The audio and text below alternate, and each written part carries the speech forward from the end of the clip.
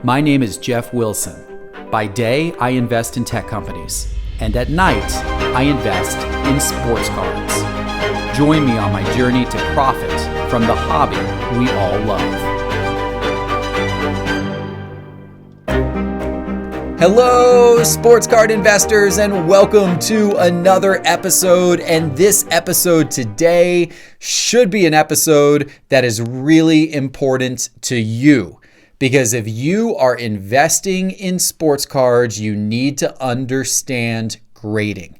You need to know all of the ins and outs about card grading, how it works, what the graders are looking for, how to evaluate if you're going to be getting a good grade or not, the differences between the different grading companies. We are covering all of that and more in today's episode. This is an episode you're going to want to watch and you're going to want to understand, especially if you are a newer investor, because this is going to give you all of the information you need to know about card grading. Before we start the episode, I have got to tell you about one of the best posts that has ever been written for sportscardinvestor.com. It is a post that is now live. The post is by a gentleman named Carmi, and it is called Flipping Low Dollar Cards on eBay for Profit. Folks, this is a post you are going to want to read because he gives an amazingly detailed step-by-step pathway of how you can do this. He has flipped thousands of cards himself for profit. It is a great article. He takes us through a lot of his experience and inside information from flipping a high volume of low dollar cards on eBay for profit. You're going to want to go to sportscardinvestor.com and check that article out. But now let's talk grading. And for this grading episode, I'm bringing in a very special guest. You've seen him before, Joe Davis of GotBaseballCards.com. I'm bringing Joe in because his store here in the Atlanta area, his local card shop, was one of the very early PSA authorized dealers in the country many, many years ago, and one of the first Beckett authorized dealers when they started their program for grading. So Joe has seen thousands and thousands of cards. He has personally submitted thousands and thousands of cards for grading to both PSA and Beckett. He knows the ins and outs of it, and we're going to have a great conversation today about grading and everything you need to know. And by the way, Joe and his store, which is online at GotBaseballCards.com, is an excellent place for you to get your grading done through. He has a special deal with PSA that gives you access to better pricing and turnaround time than you would be able to get on your own through PSA's website. So if you want to take advantage of better pricing and turnaround time for grading, reach out to Joe Davis by going to his website, GotBaseballCards.com, and there's a PSA grading link on his website that you can click on. It gives you the information you need to know. You can ship your cards to Joe. He will get them all ready for you, and he'll take care of the grading process with his special deal that he gets from PSA and then ship them back to you. So again, go check out GotBaseballCards.com, check out Joe Davis, and I will put that link in the show notes of today's episode as well. Ladies and gentlemen, here is my interview with Joe Davis about grading. Joe, welcome back to Sports Card Investor. Great to be here, Joe. Absolutely. Yep. Excited to talk grading with you today. I know this is a topic that is important to the audience. It definitely should be important to the audience. Yes. Because grading from a card investment standpoint, it makes all the difference, right? Yes. It's a big impact. Yep. So you have been part of the grading business since since the inception of PSA and BGS, right? Close to it. PSA started in the early 90s. We jumped on board in 98 as an authorized dealer, and then we've been working with Beckett ever since they've been taking submissions as well, which was the early 2000s. Yeah. So you've seen it through. So I guess the first question, tell me a little bit about the history of grading, how you've seen it, change and grow over the course of the years. Well, it basically became a need, and there were people who saw that there was a need for this in the industry. I've been in the hobby really as a collector since the mid-'70s, and very seriously in it and since the late 80s. And I mean, back in the day before the grading companies, there was a lot of alteration of cards, trimmed cards, recolored cards, and it was very easy for collectors to be deceived and fooled by, and not only that, but counterfeits. And so there arose this need for grading, and PSA was the first one that really gained. There was another company, Superlative Baseball Certification, that was a predecessor even, but PSA is the first one that gained really wide national exposure. And so they look for things like counterfeiting. They look for things of cards being trimmed or recolored, altered in any way. And so that way collectors can feel safer when they're buying a card to know that it's authentic, that it hasn't been altered, and they can also know on a relative scale on a 1 to 10 what's the quality of the card. Right, absolutely, yeah. And obviously we should point out they're not perfect. There's been some scandal earlier this year about some cards getting through grading that have had some alterations, but when people point that out, I always say, yes, some things have happened, and hopefully they're tightening up how they're doing the grading, but overall, it has made a massive impact on the hobby in a very positive way. Absolutely. If you turn the clock back 20 years ago, pre-grading, or 30 years ago, pre-grading, as you said, there was a lot more concern about counterfeiting and things being altered and things not being real. And as an investor or a collector, it was much more of a scary time to go out and buy high dollar items, because you never quite knew if you were getting something that was authentic. Oh yeah. The Jordan rookie is one of the perfect examples, because I remember at the National many years ago in the early 90s, a good friend bought several Michael Jordan 86 clear rookies and found out they were all counterfeit. Oh gosh, wow. So you're talking about a painful lesson. But of course they weren't graded, and so learned the hard way. So we've touched on a couple of the reasons then why grading is really important, to avoid some of the counterfeiting and some of that type of thing that used to take place a lot more than it does today, but it can still be a concern today.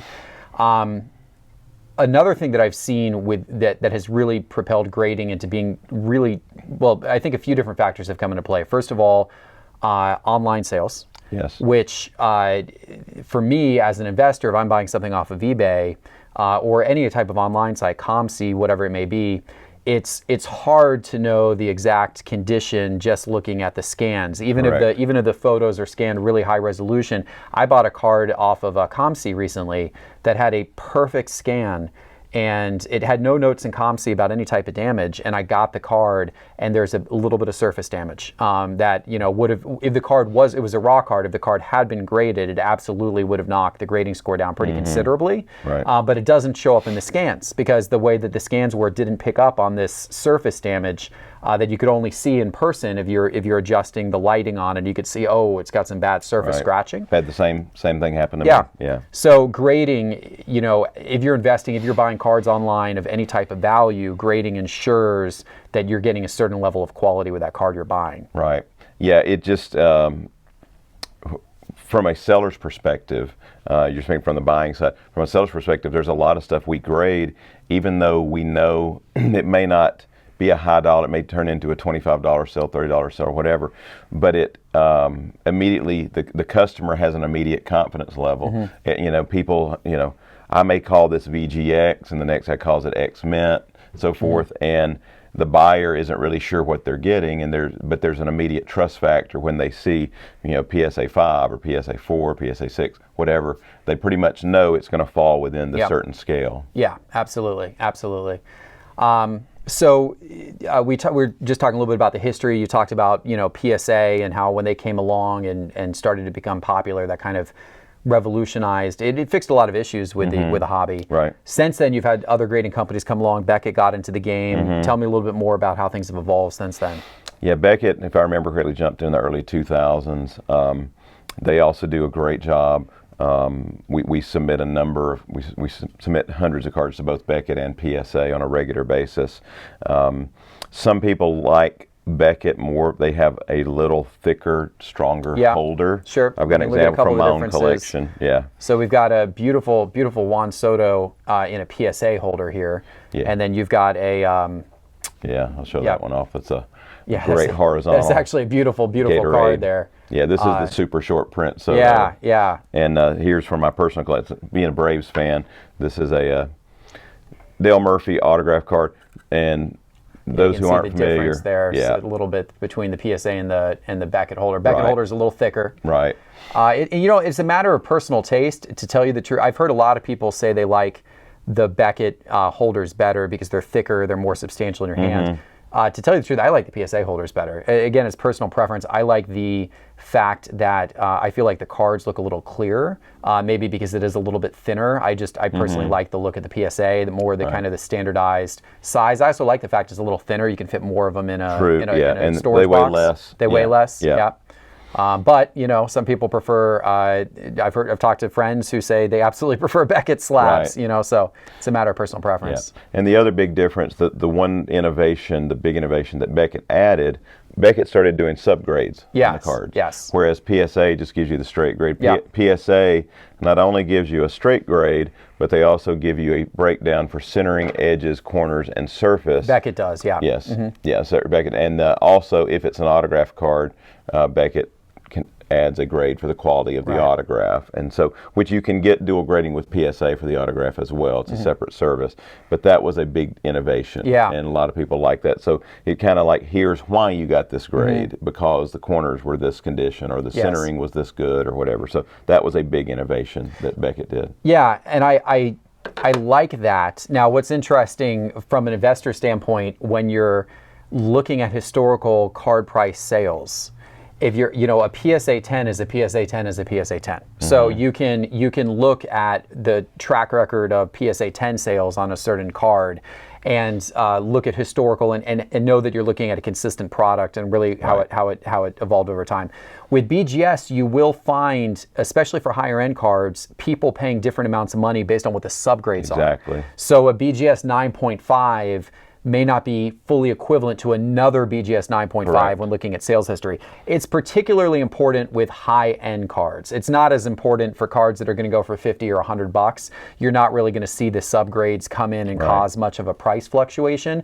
But, for example, I own a Michael Jordan rookie card, the Fleer, and it's a BGS 9.5. It's got 3 9.5s and a 10. So it's an extremely high subgraded 9.5. And I bought it for a few $1,000s more than another Michael Jordan, which was also a 9.5, but I think was 9.5, 9.5, 90, 90. So there's big difference. Yeah, and I think it was almost a $4,000 or $5,000 price difference that I paid. More because of the fact that the subgrades were so much higher. It was so close to being I'm really almost so close to being a pristine. How good of a condition it was in. Subgrades can make a difference, particularly on the higher end. Right. And the transparency of the subgrades I do like. On the flip side, the simplicity of the PSA scale, I think that there is something to be said about, the PSA 10 that seems to be just kind of an iconic, people want the 10, it's the perfect 10. And now with Beckett, there is a 10. Right. But it's 9.5 is actually, what Beckett would suggest is kind of their equivalent of the PSA 10. Exactly. The BGS 10 is really almost a level above. Yeah, and it was brilliant marketing on Beckett's part. Right. That PSA was already established, and they had said their 10 was gem mint, so they came up with, well, we're going to have something better than gem mint, and we're going to label it as pristine. So when you get a Beckett 10, you have a pristine card versus a gem mint card. So it's a little confusing to the novice who sees a 9.5 is technically equal to a 10. And then Beckett even takes it another level. They now have the black label 10, where all 4 subgrades are 10s instead of the gold label. They put a black label on it, and all 4 subgrades are 10. So that's the ultimate condition on a modern day card, basically on the market. So. Yeah, and they will price wise, it basically ranks that the BGS black label 10 is going to be by far the most expensive variant of a card. They're very difficult to get, and a lot of cards nothing will ever grade out as a black label. Right. Followed by the BGS pristine. Pristine 10, also a very difficult card to get, and then followed by the PSA 10, correct, and then followed by the BGS 9.5. So that's typically kind of your scale. Yep. So I've had this debate, and I know you represent both PSA and BGS, so you probably you may have a neutral opinion on this, but I've had the debate with other card collectors, other card investors.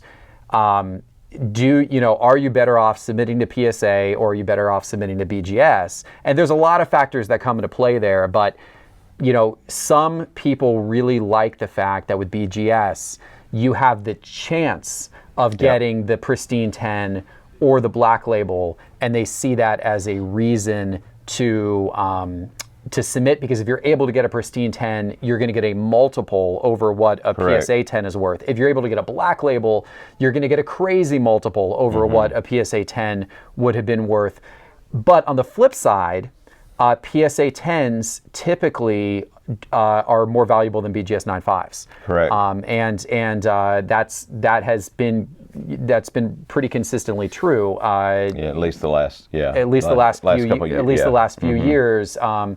So do you want to go for the maybe the surer bet of going for the PSA 10 and hopefully and not saying that PSA 10 is necessarily any easier to get than a BGS 9.5, but if you submit to PSA and you get their top grade, if you get the 10, you know where that's going to be priced at. If you submit to BGS and you get their 9.5 grade, you would ordinarily be really happy with that. But what would be in the back of your mind is, well, shoot, if I'd submitted a PSA, could I have gotten the 10, and then it actually might have been worth 25% more, right? Which is kind of typical. However, if you open the mail and you get back from BGS the 10 pristine or the black label, you've hit a home run. Now you hit a home run, right? So it's a bit of a roll of the dice. Do you want to take the chance? I personally prefer PSA because while BGS offers that multiplier, the odds of getting the pristine 10 or the black label are really, it's really difficult to get. And if you look at, you can tell by looking at population reports. If you go back and look at population reports of any popular card, getting a pristine 10, I think sits around 5%. For every 9.5, I think about 5% is around a pristine 10, at least for some of the ones that I've recently looked at. And then getting the black label is very extremely rare, like a one out of if there's any at all, right? So for me, the odds of getting that higher grade are so slim that I'd rather go for the consistency of trying to just get a PSA 10 every time and then be happy with that little margin over the BGS 9.5.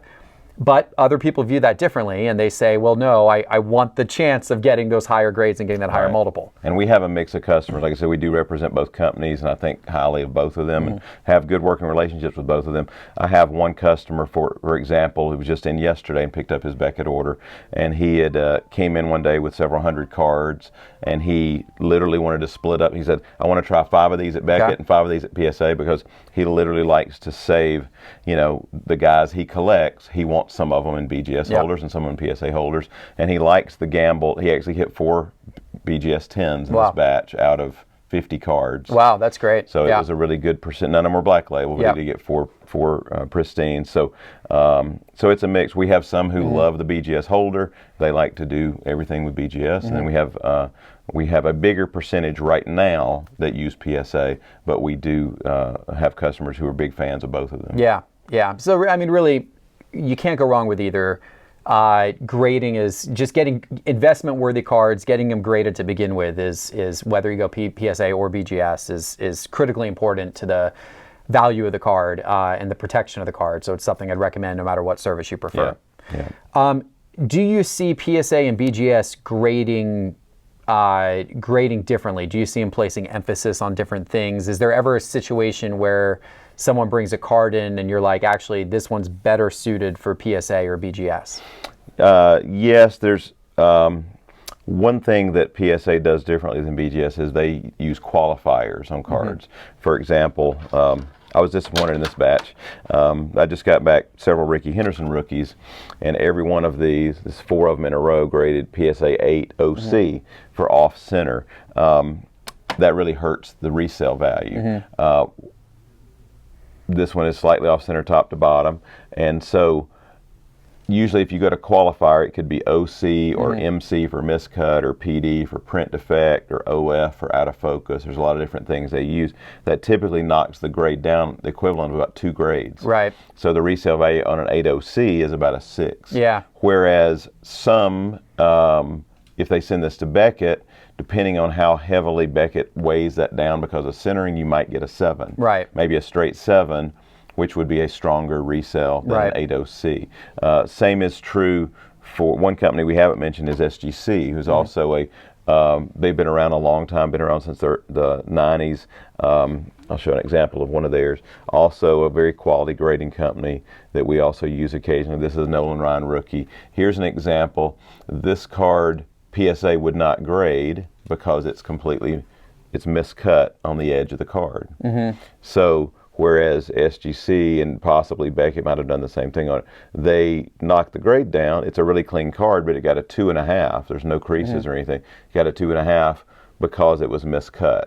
Interesting. It was completely miscut. There's no border on the edge. Right. So that's an example where, it did get graded, authenticated by SGC. PSA would not even grade it at all because there's no border here.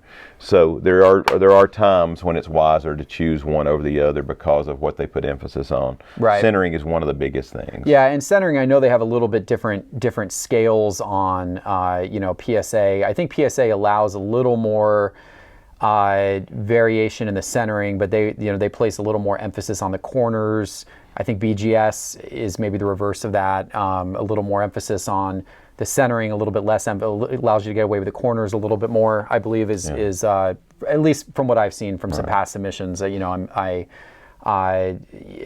there's other subtle differences like that between the two, but. Well, I was going to say nowadays, I know a lot of your viewers are heavy into modern sports card investing, chrome cardstock, prism cardstock, optic cardstock. So with those products, there's rarely issues with the corners. Right. There's rarely issues with the edges. So about the only thing you're zeroing in on is centering and surface. And so because sometimes those do come right out of the pack with scratches, so you have to look for that. But one of the first thing I look at, I literally, before you walked in the door today, we had a customer bring in about 200 cards to get graded, and the first thing I did is I went through them for centering. And I'm like, nope, this won't work, this won't work, this won't work. Because part of what we do is pre-screen cards for customers, and that's one of the easiest things. And it took me a long time. I still remember when I first started grading my very first batch to PSA, in '98, I sent in a number of Tony Gwynn rookies, and I had been at a show, and I was really heavily investing in Tony Gwynn at the time, and I bought up a large stack of his rookies, and they had beautiful corners, beautiful edges, but I wasn't really paying attention to centering. And I got back a lot of these, OC, and I was like, what's the deal? And then you learn quickly when you're wasting money on grading and getting bad grades. And but that's for your customers who are heavily into the Prism brand and so forth.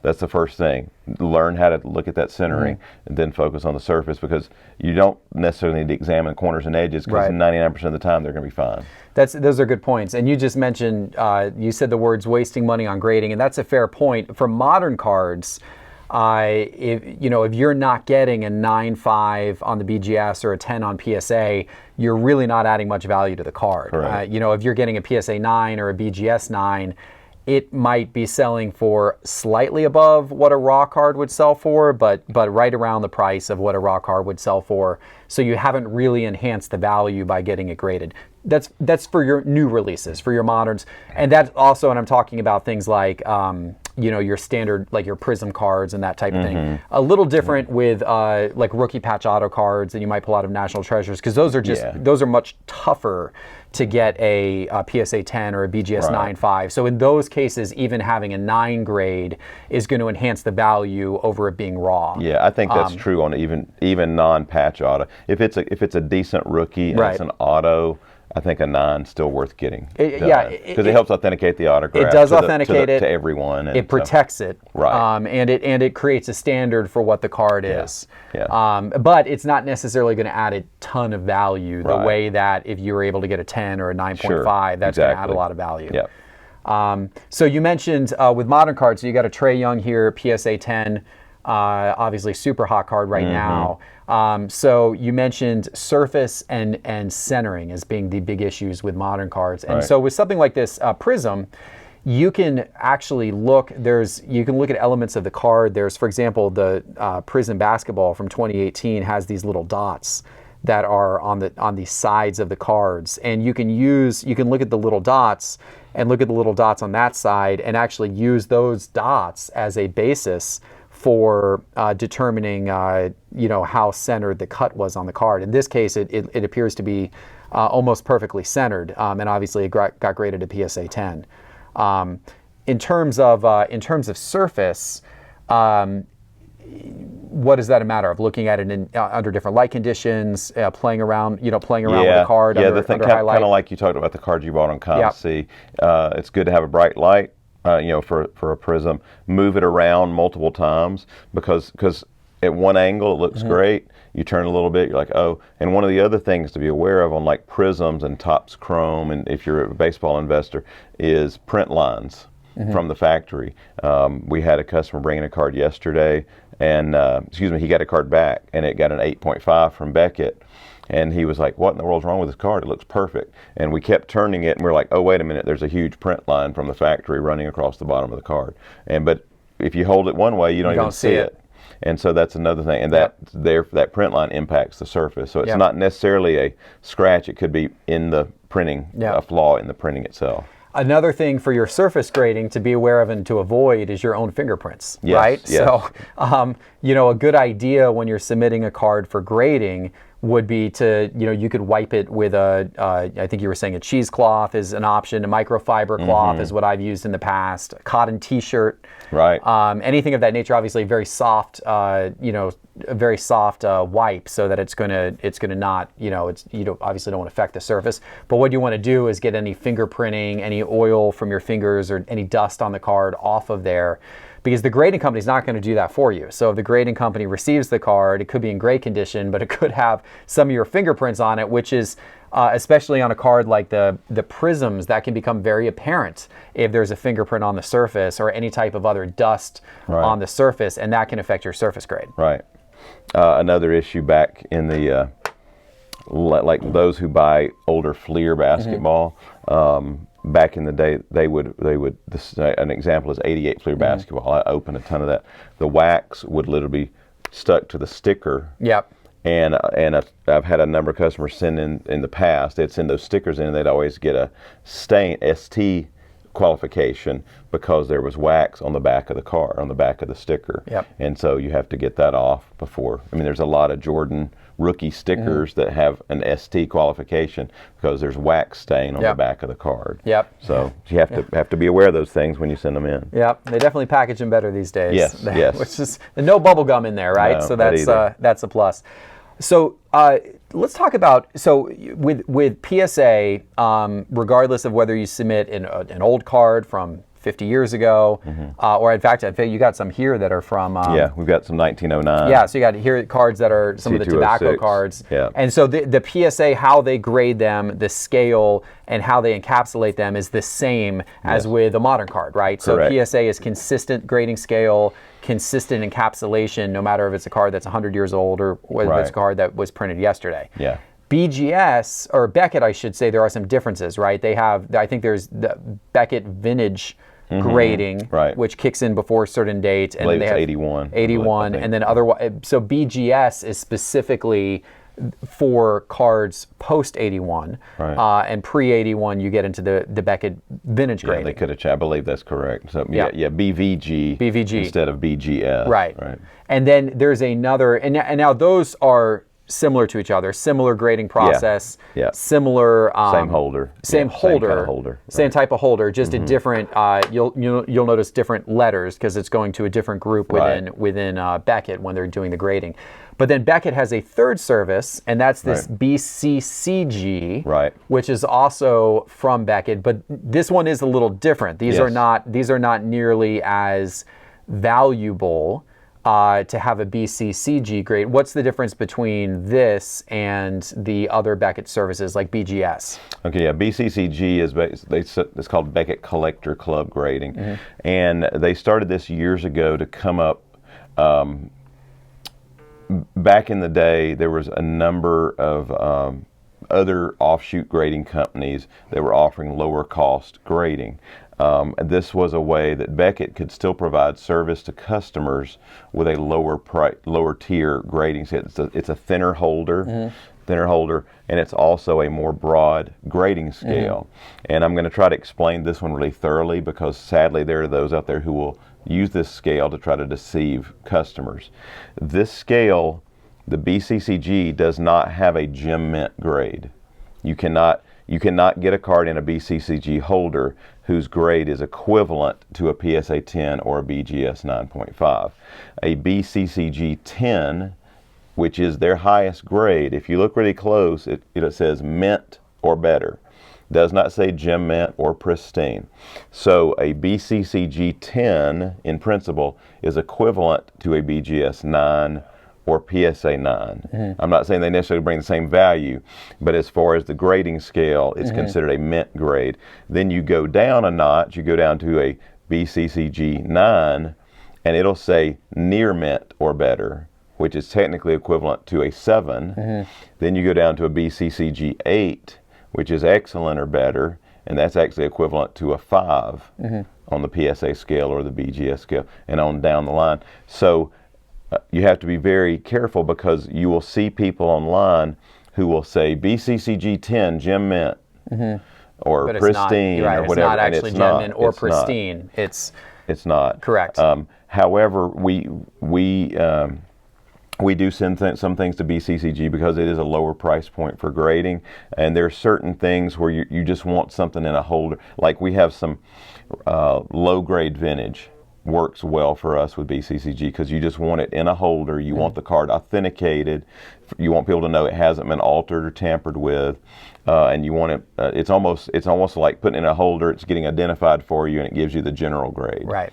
And you're not paying as much as you would for standard grading. So it does have a place, its niche in the market. We don't use it a lot, but we do send certain things through the BCCG division that we just want in a holder. And it is still backed by Beckett. And, if it's in a BCCG holder, you can trust it's been looked at and examined for authentication. It's been examined for tampering and so forth. So, but you just have to understand the scale, because it is different.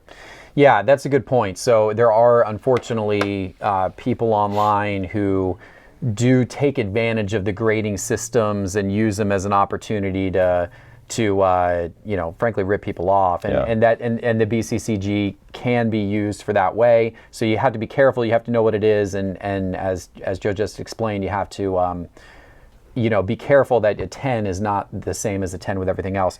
There are some other grading companies too, right? And so you will occasionally see cards pop up from other grading companies you don't recommend, or that aren't necessarily as trustworthy. The ones that you recommend. So you've obviously got PSA, you've got BGS, and then you've got SGC, and these are kind of considered the three gold standards in terms of grading companies, right? Yep. So if you're going to go with a brand other than these, be careful. You don't necessarily know how thoroughly they've actually authenticated the product, or how tough the grading has been for the product itself. Yeah, I mean, there's literally, just to be aware of it, there's literally, I know years ago of people who you would hear about companies, and it was a guy with a slabbing equipment in his garage just printing off 10, 10, 10, 10, 10, and basically grading his own cards. And that there's cards that, I see offshoot companies all the time, and I've never even heard of this company, and that may be all it is. It's somebody with a slabbing equipment, some plastic, and some labels, and he's slabbing his own cards, or he's slabbing them for his buddies. And amazing that it all gets a 10, right? Right. So yeah, be careful about that. Yes.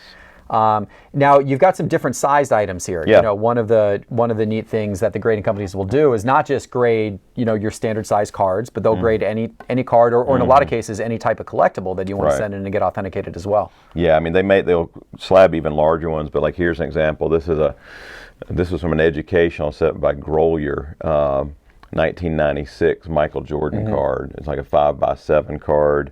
I've got a little bit. This is a classic 71 Topps scratch off, Tom Seaver, also a little bit larger holder. So they do. There's a multiple different sizes of holders. It seems like they're adding new ones all the time. Do they charge a premium for larger items? I forget where the cutoff is, but I know PSA does have. They have something called supersize holders and upcharge.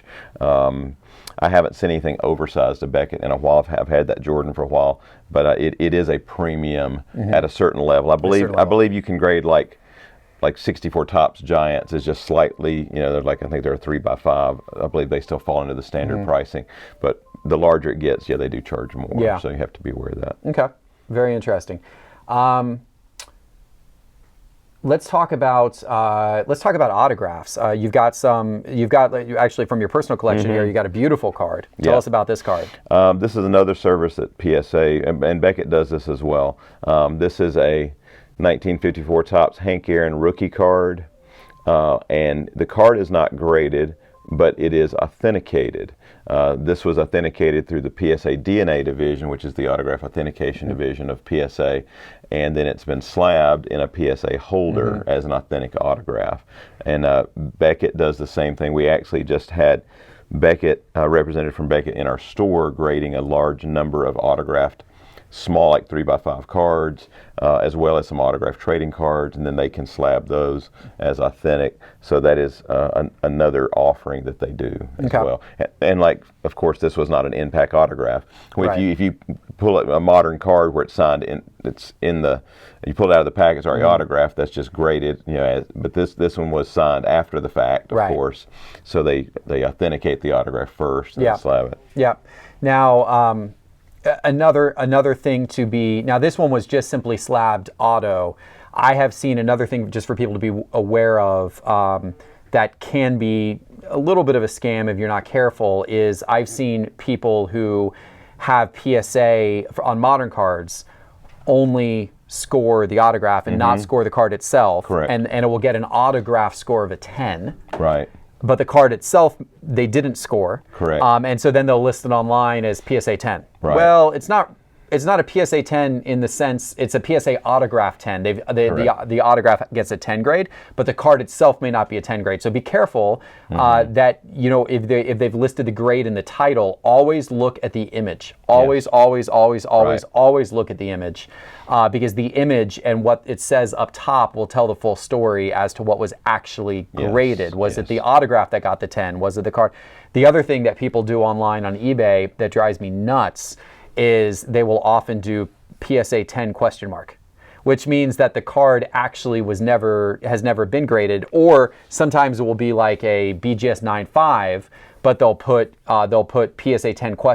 in the subject line because they want it to show up if you're searching for, let's say you're searching for Trae Young PSA 10, they want their card to show up in your search, even if they didn't ever get a PSA 10. So it could be raw, or it could be a BGS 9.5 and they put PSA 10 ? Right. So be careful about that. Always check the image. Don't go off of just what the title says. Yeah. And if you're buying anything expensive, an additional step that you should take is actually go to PSA or BGS's website and authenticate that this is real. And the way you can do that number right there, if you go to PSA or BGS's website, BGS as well has the numbers which appear right there. Right, the serial number. And you can type the serial number into their website, and it will tell you what the card was and show you an image of the card that was graded. And that is that's important to do, especially if you're buying anything expensive, because there have been some instances where people have tampered with slabs. And they have counterfeited slabs, and so you want to be careful to make sure that the card you're buying is actually what PSA authenticated in that particular slab, and someone wasn't able to somehow break in there and put another card in that isn't the card that PSA actually gave the grade to. Yeah, or try to make a fake holder. Or try to make a fake holder. And fake label. Correct. And create their own number. And people, people are doing that. I've heard that, especially coming out of China.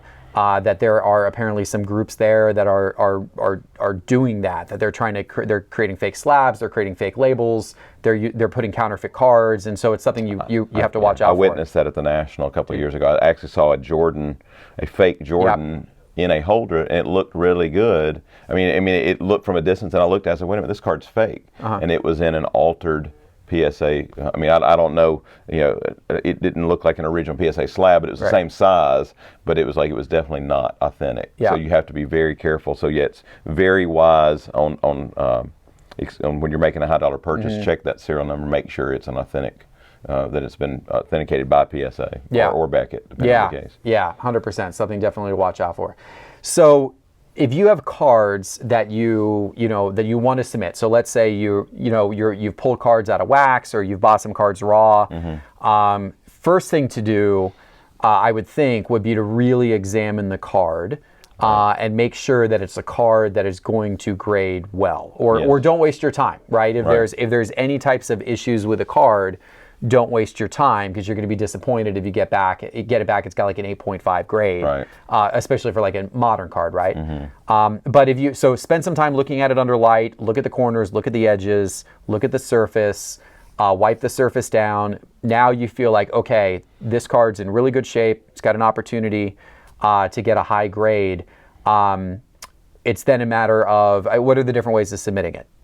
Yeah, I mean, you can work with the companies direct. We offer that service for 21 years now, to where we let customers bring their cards into us, and what we will do for free is pre-screen their cards. I've literally had customers come in with large stacks of cards, and by the time they left, I didn't recommend they grade a single card. So they were going to go spend hundreds of dollars, and we saved them from wasting any money on that, because we would show them the flaws or help educate them as to, this card's really not worth putting the money into grading, at least not yet. Right. So that's a service that we've seen has been really beneficial to help our customers. And it's part of this whole education process. A lot of what we've talked about, some just don't understand, why don't I grade, a brand new Ronald Acuna card, but I grade them from last year. Like, well, last year's are the rookies, and certain brands are rare and certain brands are not, and so forth. So it's part of the education process. And we also, we help look for those flaws. We help look for damage. We look for centering, look for corners, edges, surface, and so forth. And then we literally just in the last 2 days, we've sent in about 500 cards for customers. Yep. So it's a constant flow of cards coming through here. Yeah. So you have because you do such a high volume of card grading, you've got a special contract with PSA and BGS that allows you to get better pricing than what people would be able to do submitting on their own. So that's one of the advantages of going through an outlet such as yourself. Yeah, with PSA, we have a specific contract that sets our terms for turnaround and everything. BGS is pretty much the open rate that others can get depending on the volume they're sending in. And so we do, for those who have large quantities, we normally recommend PSA if their goal is, I want as many graded as at a certain price point. They want to get as many done as possible for a certain number of dollars. So that's where we end up sending a lot more to PSA for that reason. And we also have a really good turnaround time with PSA, which because of the growth in the graded market lately, I've had customers, and we've been there ourselves in the past, where it was like 5 months, 6 months, and now we're pretty much consistently seeing about a 2-month turnaround. Yeah, and that's actually one big advantage to go through a service provider like Joe, is that they have better turnaround deals negotiated than you would if you submit directly yourself. You're going to end up paying a premium price to get a decent turnaround, or if you submit via a bulk service with a PSA, there is no guarantee of turnaround. I mean, that can take forever, months and months and months and months and months, whereas Joe gets a price that allows him to get he can get a better turnaround even on a larger, even on a lower price type order than what you would have been able to get directly yourself. So, and for those of you who are interested in potentially submitting through Joe, I'll put information up at the end of the show, as well as in the show notes on YouTube and the podcast center, so you can get a link to Joe's website, which is, by the way, you don't see behind me, gotbaseballcards.com. Gotbaseballcards.com. He's got information on grading right there, so you can figure out how to submit things to him by checking that out. So your options: you can submit direct to PSA or BGS. You can go through a dealer such as yourself that's got a special relationship and can offer some premium terms. They also show up at major card shows. Yeah, very few and far between. Few and far between, National and a couple others. And you can submit at the card shows. Now, if you, I submitted at the National this year. I submitted to both BGS and PSA for grading during the National. So a couple of notes that I had from that: you can get it all turned around while you're there, and they have different service levels. They can turn it around the same day. They can turn it around before the end of the show, which is nice because you got your cards, you can walk away with slabs. it is expensive. Yes, and they charge quite a premium to do the grading on site at the card show. So it's really only worth it if there's a compelling need why you need to get it graded so quickly. It's also only really worth it on higher dollar cards. Right. You know, if you try to get a $100 card turned around the same day at the show, you're going to end up spending, you know, more on grading than you are on the actual value of the card. BGS does offer a unique service called raw card review. That I do like, and that is if you're at the show and you just want to see what it would grade at for not very much money. I believe it was They started at like $10. yeah, I think. 10 or $15 or something like that. You can give your card to them and they will take a look at it and they will actually assign it a grade. No subgrades. They'll just give it a you know, top level grade like a 9.5 or a 10 or a 9, and they'll put it in a semi-rigid holder, right, and give it back to you. Now it's not fully slabbed. Since it's semi-rigid, it's not necessarily something that you're going to want to store the card in for a long period of time. Right. It's not going to give it the same level of protection. And also the grade is not a guarantee that they will slab it at that down the road. It is simply saying that the day they looked at it, that's what it was at. So they recommend that if you do get the raw grading service, that you and you are happy with the grade that came out, you immediately give it back to them and pay them, and then you have to pay them an additional fee to get it slabbed. But the advantage that I've seen of it is that if you've got some cards that are only worth it to you if they're going to grade at a certain level, and you're at the show and you want to get an opinion as to are they going to grade at that level or not, because you're kind of debating, you know, do I get this graded and then wait for it to come back and sell it, or do I just sell it now raw? That's a good way to get that determination for just a small amount of money and get a pretty quick turnaround. It's kind of the immediate gratification. Like I hand it to them and I come back later in the day, oh, cool, I'm going to have a 9.5, or you know, so, and that's part of the thrill of the grading. You get to enjoy that immediate reward of knowing what you got. But. Now, if you do go to any card show where there are the grading services, I would highly recommend you wait in line before the show opens, wait at the doors, and the second they open up the doors, run immediately to the grading booth, because the lines at and I saw it at the National this year. I waited staggering. I waited in over an hour line at Beckett, and I waited in an hour line at PSA, and that was even in both cases. I got there within the first 15 minutes of the show. Yeah, I was gonna say others told me a lot longer. They can build up to a couple hour lines to get in line to get things graded. So you want to go first thing, like, you know, right when the doors open, go straight to that booth and get in line right away, or otherwise you're going to deal with a nasty line to get your stuff graded. Interesting. What about crossing cards over? So, you know, there's with the PSA 10 being worth a little more than the BGS 9.5, there may be a temptation, and I've had this temptation before to cross things over. In fact, I've attempted to cross things over before from a BGS 9.5 to a PSA 10 unsuccessfully. But that is a service that I believe both companies offer, where you can send them your card. And you can send them a card in a BGS slab and ask PSA to cross it over to a PSA grade, or vice versa. You can send BGS a PSA card and ask them to cross it over. Now, if you're going to do that, you can then also put a min grade. A min grade is where you specify, I only want you to grade this card if you're going to give it a minimum grade of this amount. So for example, I had a BGS 9.5 that to me looked really, really good, and I wanted to see if it would cross over to a PSA 10. But I didn't want them to take it out of the BGS holder if it wasn't going to cross over. So I submitted it.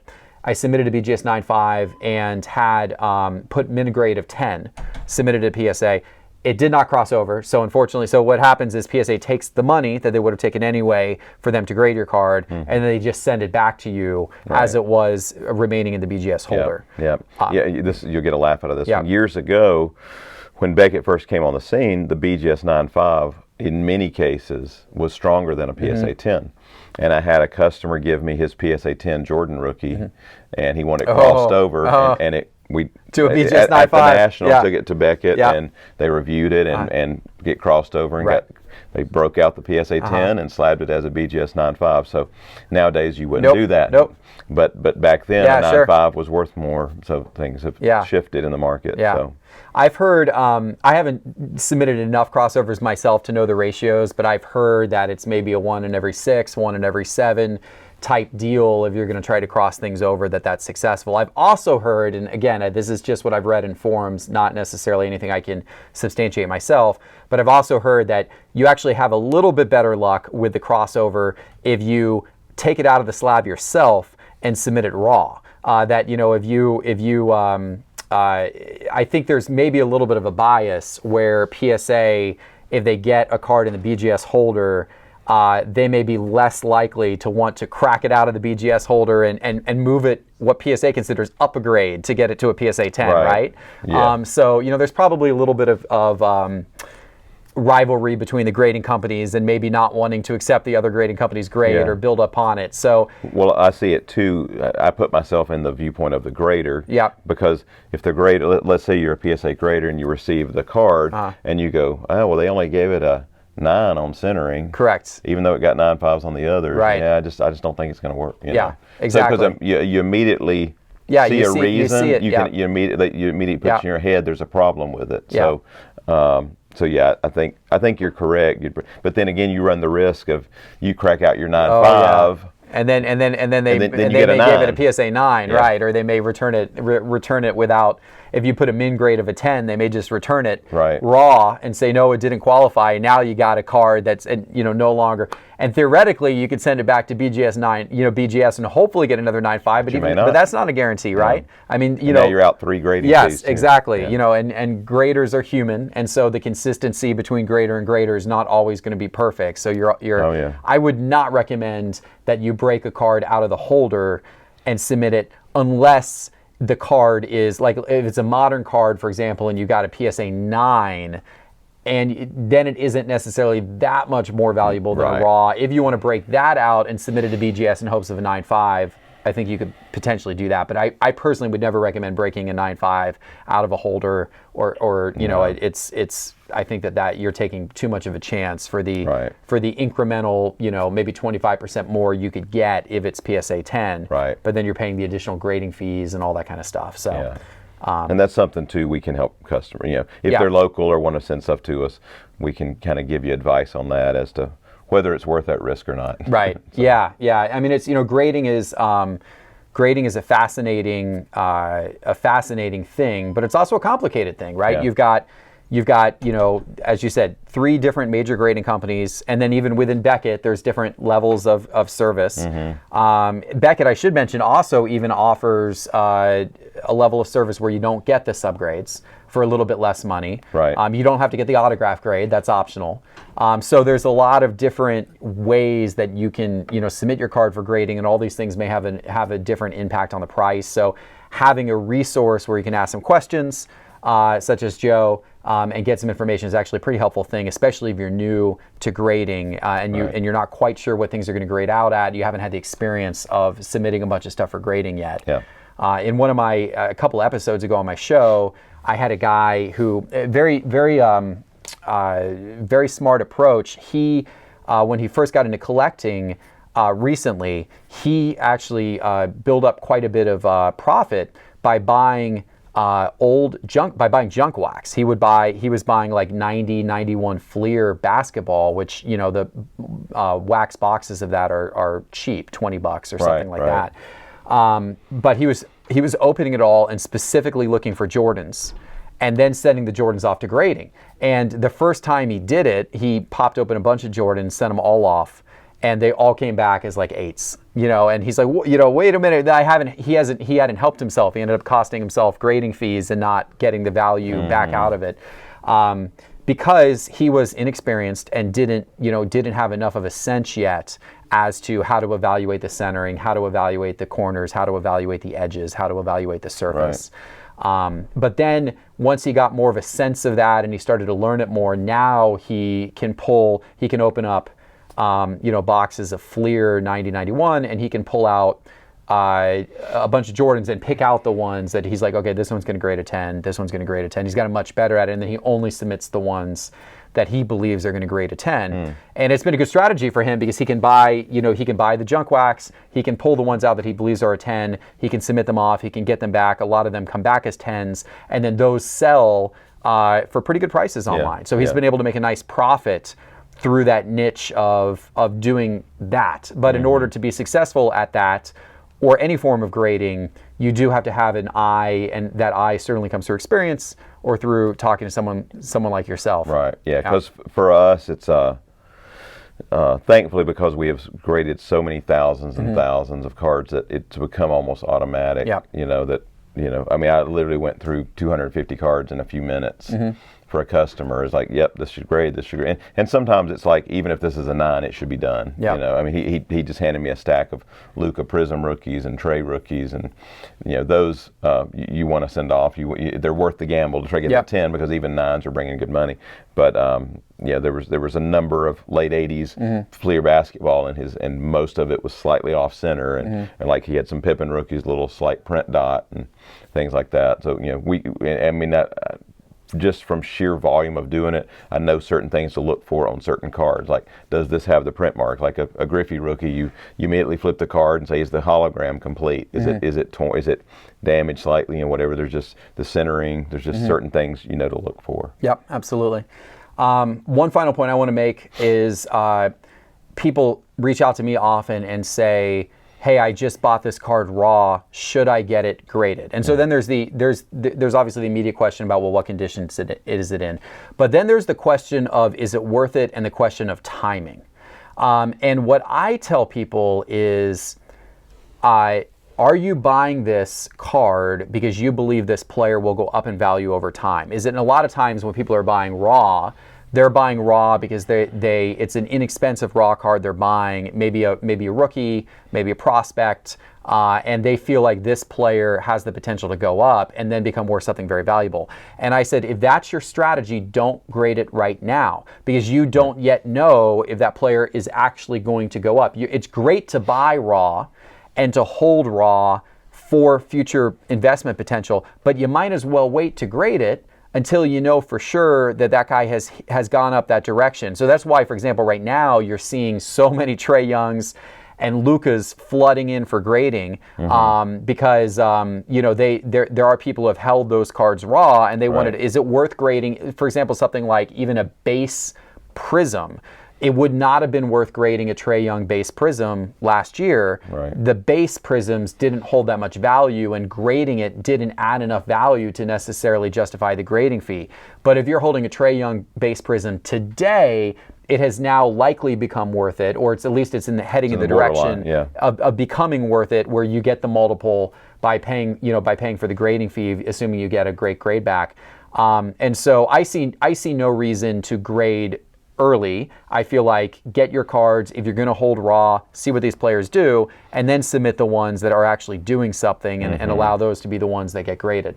Yeah, especially if you, I often buy up sets. I'm giving us an inside secret here. Like, I'll buy up sets of, an example, last year in baseball, Topps Chrome Update. Everybody was buying the boxes at Walmart, buying them at Target, opening them to try to get the big hits, the autograph stuff.